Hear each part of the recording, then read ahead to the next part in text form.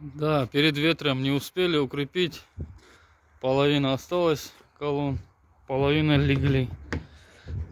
Все, давайте. Haydi ya bismillah. Alişan bir yana geç de ablan sen kaldır ablasını. Onlar da o yandan çekecek. Daha öyle misin? Tez ol. Hadi bismillah. Daha abi dinit.